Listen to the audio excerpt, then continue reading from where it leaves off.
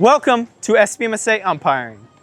My name is Ian Stolnaker, and through the help of George Robinson, Thomas Cropper, and Paul Sims, we are going to be teaching you all the basics you need to know about being an SBMSA umpire.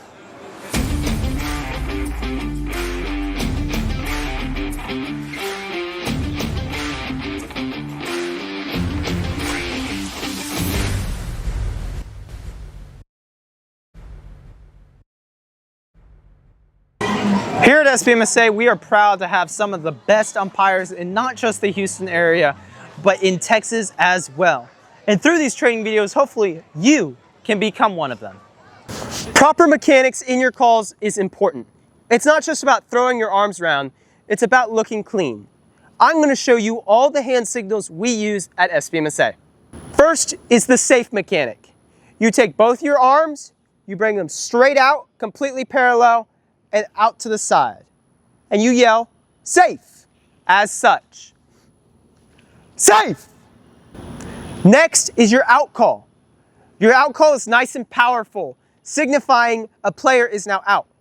You take your right fist, you bring it behind your ear, and you hammer it down while yelling out, like this. Out! The next thing is a fair ball. A fair ball, you take whichever hand it is and point fair. For example, with this foul line, a fair ball would be that way. Nice and clear.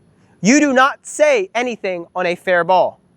A foul ball is almost the same. It is actually the same mechanic as a dead ball call.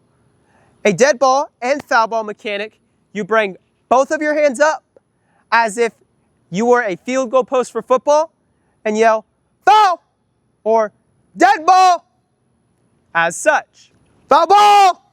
In our rookie league, there are rules restricting how many bases a batter can go after hitting the ball, depending on where the ball went. The way you signify if the ball had exceeded that line is by throwing your hand in a circle. It is your right hand always.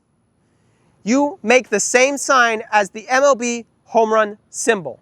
In all levels of SBMSA umpiring, you will utilize the A position, minus the rookie league. In the A position, you want to position yourself in foul territory at the foul line intersection and the outfield line.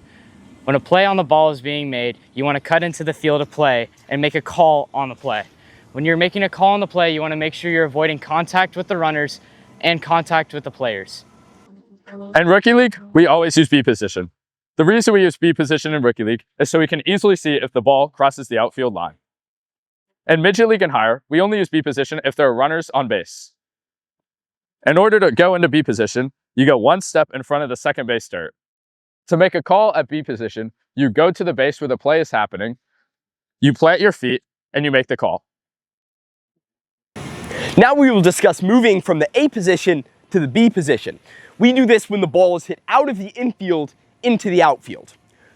We start by when the ball is hit, running from the outside track to the inside track and planting our foot. When we plant our foot, we will watch the runner's progress, make sure they are touching our base, always turning our hips with the runner, and once we confirm they have touched first base, we run with the runner until we are in B position, ready to make a call. Now we will discuss how to move in the home plate position. The first thing you need to know how to do well in the home plate position is call fair and foul balls. When calling on the third base line, hustle to the line, watch the ball, and make your call. Down the first base line, hustle directly behind home plate and make your call. When calling fair balls, make sure you point into fair territory, whether it's with your left or right hand, it doesn't matter. And make sure you don't vocalize a fair ball, only vocalize foul balls. When the ball is hit, we want to make sure we're hustling down the line to help our field umpire make the best decision possible. So when the ball is hit, run here and be watching for things such as a pulled foot or whether the batter is touching the base, etc. Anything that could help our field umpire make the proper call. If it is a double and there are no runners on base coming toward your base at home, move a little bit into the infield to get a secondary angle on second base in case there are any problems.